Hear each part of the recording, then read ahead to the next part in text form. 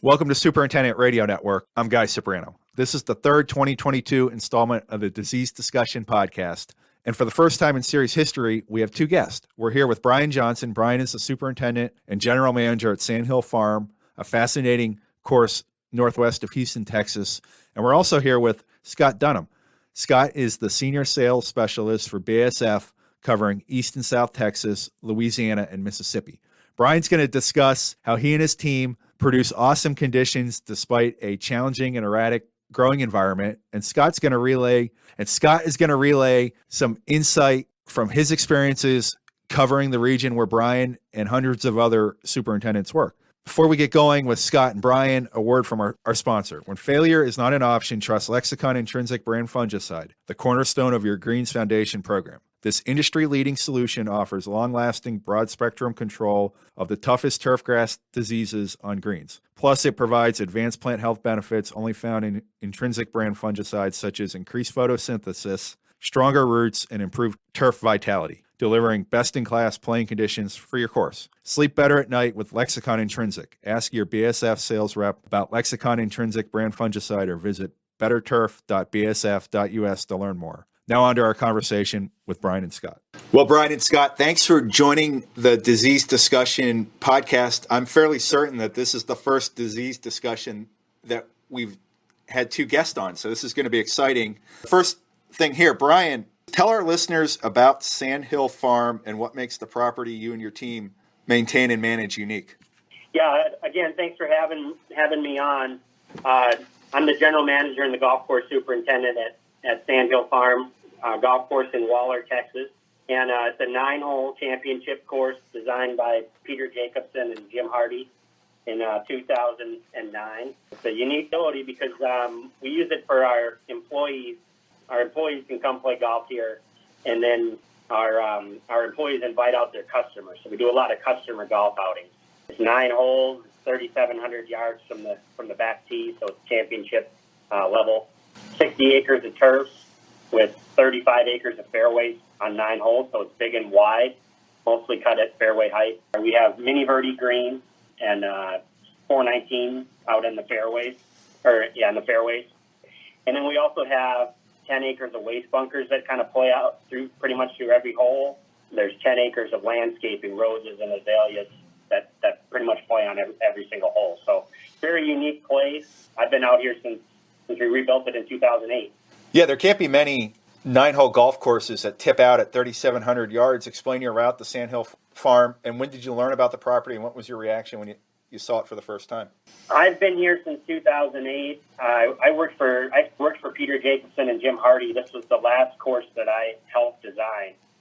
So when I first came on the property, the course was shorter. They gave us another 30 acres to expand the golf course onto. So we moved the 6th and 7th hole onto that new land. We're able to spread out the other holes, to make the course longer, to make the course safer. We have beautiful live oaks that they planted in the 60s out here that are big and mature now that the course plays through. And then with the combination of, we mow everything down pretty much to fairway height. So I don't see a lot of properties like that around Houston or, quite frankly, around the country. So we like that. It gives it more of a resort style, big and wide and open, and gives our players just so that they're able to have fun. Again, it's kind of a resort style golf course. Scott, it's also great to have you on the podcast with Brian. Describe your role with BASF, describe the area you cover, and describe the golf courses, superintendents, and teams you get to work with on a daily basis. You bet. Thanks, Guy. So I'm the sales rep covering South Texas, Louisiana, and Mississippi. So, basically the western half of the Gulf Coast. Working with Brian has been just an honor, as well as the other fellows along the Gulf Coast. In general, everybody's got their own soil types they're dealing with, their own water issues they're dealing with, their own turf types.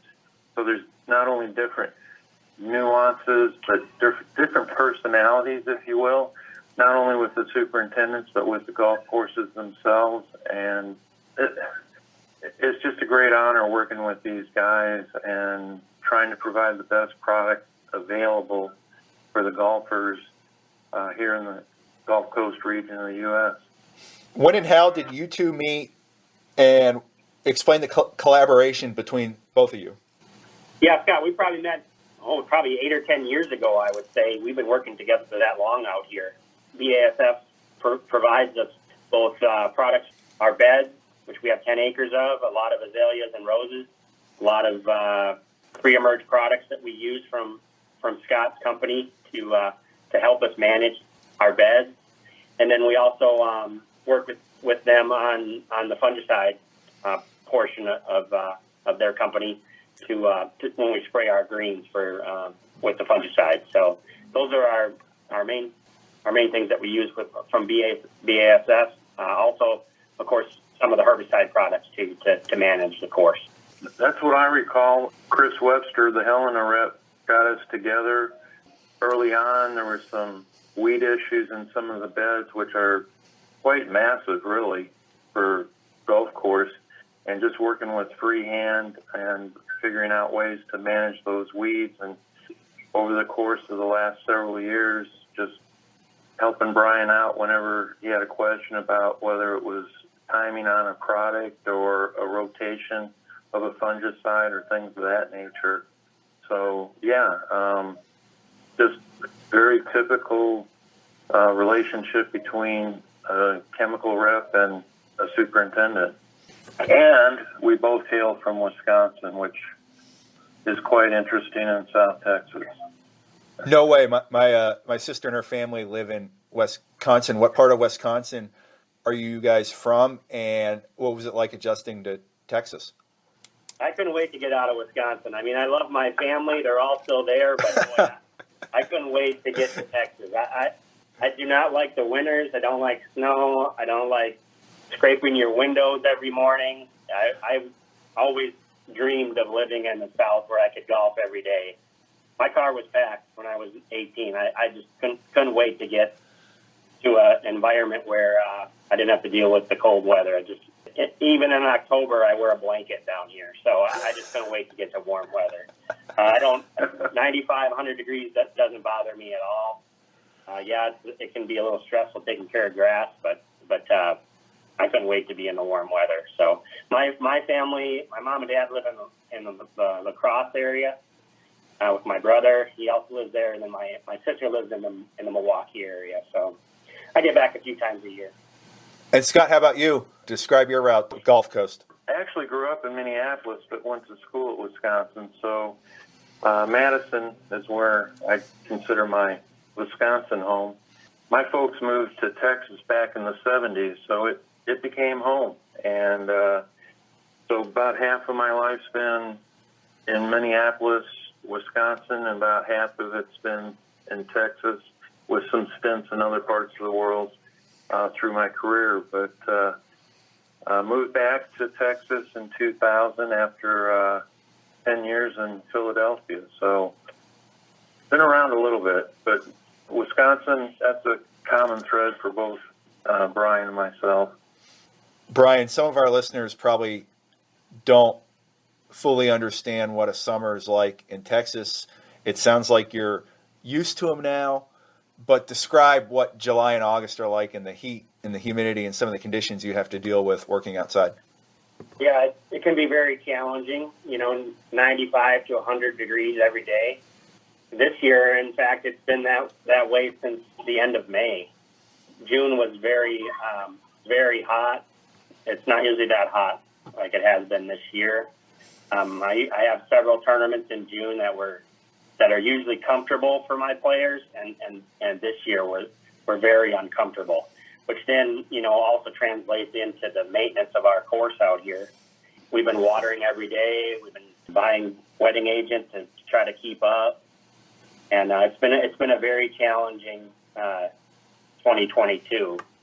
But typically July and August every year here in Southeast Texas, it's just hot, and you kind of have to put your head down and just grind away at it and stay on top of it the best you can. How does the turf handle that heat and humidity? Brian?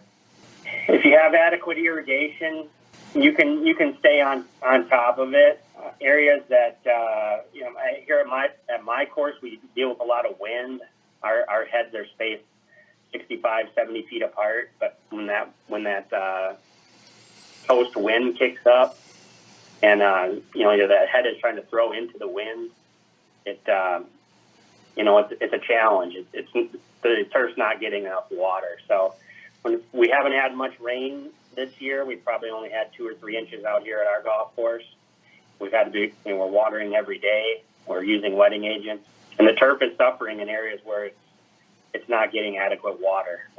Every time I get a rain, and I get that little boost from Mother Nature, it greens right back up, and that's the nice thing about 419 is that it can kind of shut down and almost go dormant on you.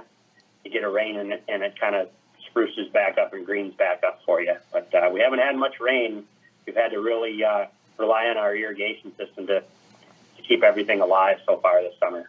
Before we get back to our conversation with Brian and Scott, another word from our sponsor. BASF knows superintendents can't predict when fairy ring will hit. That's why Navicon Intrinsic brand fungicide is made to be sprayed at any time in any temperature. This unique and highly effective dual-action DMI chemistry safely controls tough turf diseases throughout the year. And the added power of intrinsic brand fungicides gets to the root of the problem, maintaining plant health by strengthening from the ground up. Add Navicon Intrinsic brand fungicide to your rotation and help keep your greens pristine. Visit betterturf.bsf.us to learn more. Now back to our conversation with Brian and Scott.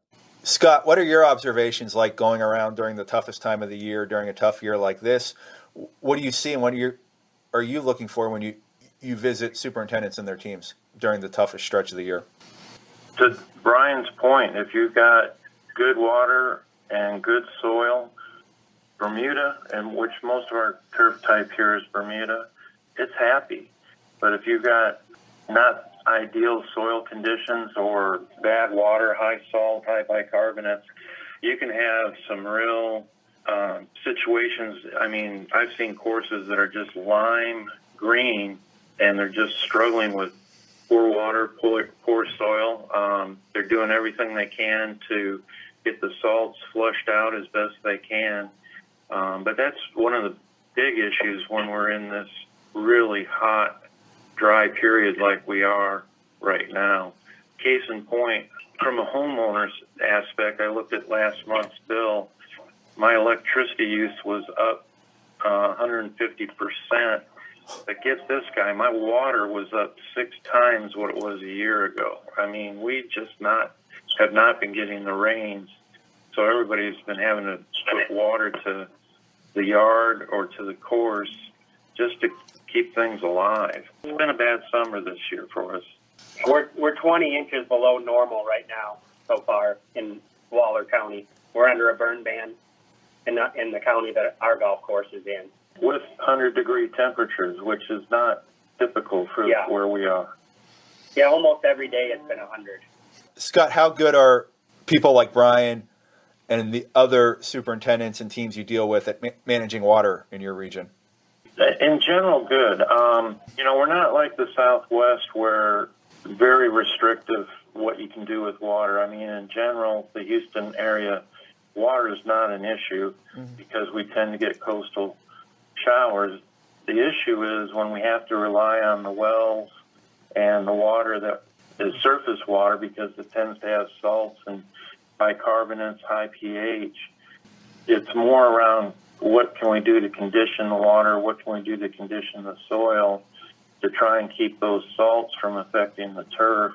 So it's a different way of managing water, if you will, when we have to rely on the irrigation so much. Brian, there's also a human side to a tough summer in the heat. How do you and your team handle it? What are some strategies that you've found have worked over the years with handling the personal toll that heat and tough weather can take on somebody working on a golf course? Yeah, we try to do like the big manual tasks in the morning. Weed eating bunker faces, weed eating waste bunker faces for us out here. Weed eating lake banks. We try to do those tasks in the morning. We're constantly going around making sure everyone's hydrated on the maintenance staff. we get 5-gallon jugs of, we make up Gatorade for our guys. Try to get them to take their breaks in the shade. We try to, once a month, I have a 18-hole putting course out here that's mini birdie turfs.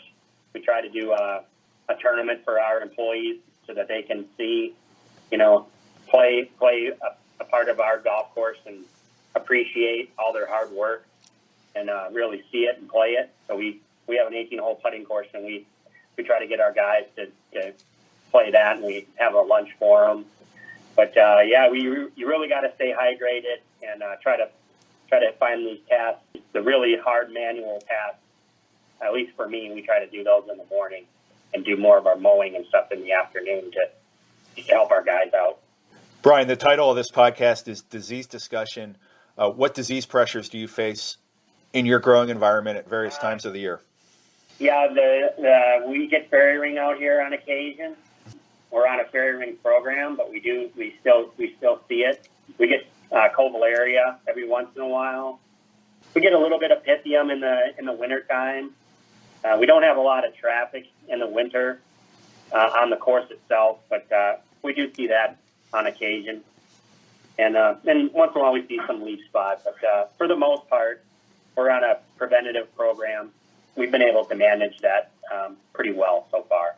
What's your methodology for determining your spray programs, especially for your summer and early fall sprays? What resources do you use? What thought processes do you put into it? And when do you start thinking about it? I do my early order with my chemical companies in October. I start setting up my program in September and just kind of review really from October of the previous year through September and go through all my notes to see, if there was anything that stood out and then looking at the program for the next year if there's any little minor changes that we need to do. Honestly, I've been really happy with the results that we've had. I haven't had to change my program too much. I mean, it's pretty much stayed the same the last 6 or 8 years. A new product will come out and we'll try that, but for the most part, pretty solid on what we've been using and have had good success with the programs that we've used for fungicide on the greens. Are you calendar based with your program, Brian, or do you make adjustments? Like when you get into a weather stretch like you have now, do you adjust when and how you're going to spray? I try to stay on the schedule the best I can. If something would pop up, then we would go from a preventative to a more of a curative application. But we haven't had to do that too much. The pythium can pop up on us again in the wintertime, and we're definitely in a preventative mode at that point. It's interesting that we see pythium. At least I find it interesting. When I grew up north, pythium, you see it in the summertime up there, and it can wipe out a whole fairway if you weren't careful. Where down here, I see it more in the fall and the wintertime. Every day we're out checking for that, and then if need be, we would have to adjust our program to knock that out. For the most part, though, I am on a bi-weekly, every 3-week program that we stick to it pretty religiously. And Scott, you're working closely with superintendents and their teams on establishing programs. When do you recommend superintendents and their teams start preparing or at least thinking about the following year? In many respects, it depends on what's the agronomic situation they're dealing with. To Brian's point on fungicides in general, the guys have programs that they really like. Some of it has BASF in it, other products as well. And year in and year out, those programs pretty much stay pretty well put. It's kind of the old why fix it if it isn't broke. But it's a constant reevaluation. Is things working well? Is it better to look at something different? Do I need to rotate? Thank goodness we haven't been dealing with much of a resistance issue on diseases here in the South. I think rotating the chemistries has really helped with that. Guys pretty much have their program the way they want it. Also, our real stressful time of the year with the ultra dwarf Bermudas tend to be what we call the shoulder months, which would be the late fall months and the early spring months is when we tend to see more disease issues, and that's where we try to put our products first and foremost. And the guys really like to put Lexicon, Navicon into those shoulder months, October, November, and then again February, March. Brian, how important is the fall golf season in your region? We see a lot of play in September, October, and November. I have several tournaments scheduled for our employees as well. September, October, typically we have pretty nice weather. October is probably my favorite month in Houston. My course, we do see a lot of play in those months. On my course, we only do 3,000 rounds of golf a year. So July, August, I don't really see hardly any golfers. March, April, May, June, and September and October, November is kind of when we see a lot of our golf at our facility. So, do you create and establish your programs to peak during those months? Yeah, I would say we do. We do a lot of agronomic work on the course in July. August, we're pretty much recovered, but we're still kind of transitioning through that cultural work that we had done in July. And then by September and October, the course is back to 100%. It's usually a little bit cooler. Turf really greens up. It probably looks its best September and October, November out here. Scott, how rewarding is it to help somebody such as Brian and the other superintendents you work with get through that tough part of the year and get to fall in a good spot? Oh man, Guy, that's the game. Is with warm season grasses, it's summer when we get to grow grass and get it as healthy as possible. And yeah, that's the real goal. Is you don't want to do anything but have the best turf possible going into fall. Again, with the tournaments in September, October, November, you want a great product for the golfers, and you want great turf going into the winter months when Bermuda really isn't growing much. It's just hanging on for next spring when it can start greening up again. So, yeah, it's very rewarding to help get turf through the summer into what we call championship conditions. Brian, what's the most rewarding part of your job? You've been at this now for quite some time at Sand Hill Farm. What's been rewarding about this process for you? Yeah, my favorite days are the days when I have employees and customers out here enjoying the facility.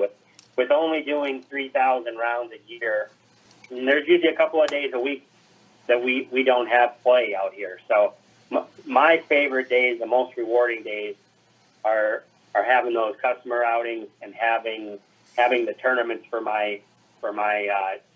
Mustang Cats employees and seeing people out enjoying the course. I also have a special place in my heart for the golf course. This is the golf course that I helped design when I was in design, stayed on here to build it, and now I maintain it. And so seeing people out here enjoying something that I helped create, now I feel fortunate that I get to take care of it. Those are the special days for me. Yeah, you've built the course, designed the course, developed the course, helped maintain the course, help operate the course. What's the future like for Sand Hill Farm? Mustang Cat is the Caterpillar dealership here in Southeast Texas, and they've owned the course since they built it in the late 60s, early 70s, and they've always used it to entertain customers and as an employee benefit. And the ownership continues to want to make the facility better and better. We've got 9 holes of championship golf. We've got an 18-hole real grass putting course. We've got beautiful landscaping on every hole. We've also got bass fishing, whitetail hunting, and skeet shooting out here. So it's our way to entertain customers and our employees. And the ownership every year just makes the place better and better. So I think the future is bright for our particular property. And it makes me feel great as part of the design team and the construction team to see the ownership, put the resources in it to make it a great golf course. And I'm excited I've worked out here for 14 years and excited to see what the next 10 to 15 years looks like for our particular property. I got to ask this question. So we're recording this in August. Football season is fast approaching.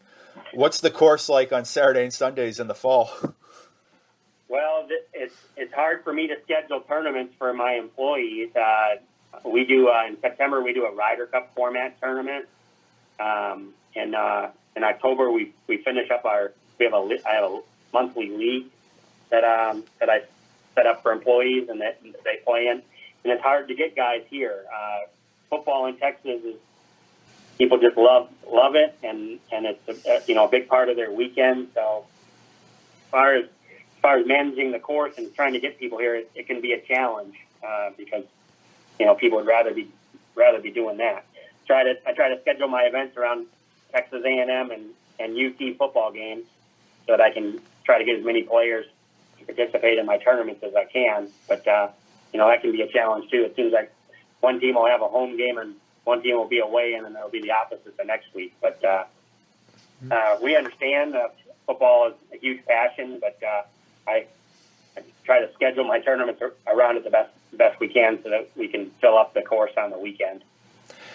Scott, when you visit superintendents and their teams in the fall, how much are people talking about football when you get to the course?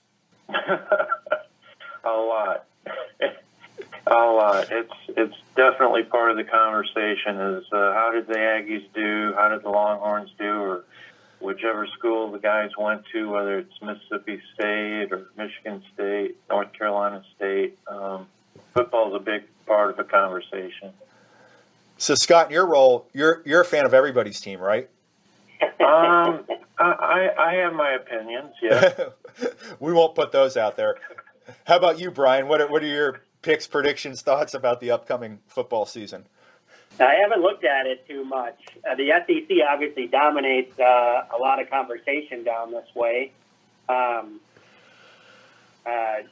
With the A&M moving to the SEC, we have a lot of A&M and UT grads that work for Mustang Cats. So there's always that rivalry between our employees and stuff. But I haven't looked at it too much. I'm sure Alabama will be good, like they always are, and Georgia seems like they're kind of up to raising their level to compete with Alabama every year. There's a lot of LSU grads in the Houston area. Obviously, there's a lot of A&M grads here, so every weekend's exciting to watch and see what's going to happen. And now that UT's moving to the SEC, that'll just make it more and more of those rivalries will start with all the great teams in the SEC. Just want to say one more thing. Don't forget about the Big Ten though either, because Scott and I we cheer for our Badgers every weekend.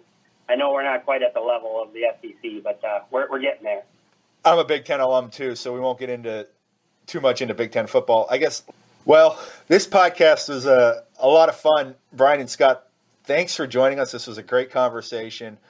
I think we covered everything from turf to disease to football. I guess I didn't get into barbecue. We can do that maybe another day. But no, thanks for the time, and congrats on what both of you have achieved in your roles. Thanks, Guy. Yeah, thanks, Guy. I appreciate you having me on, and if you're ever down this way, let me know. We'd love to have you come out and play the course.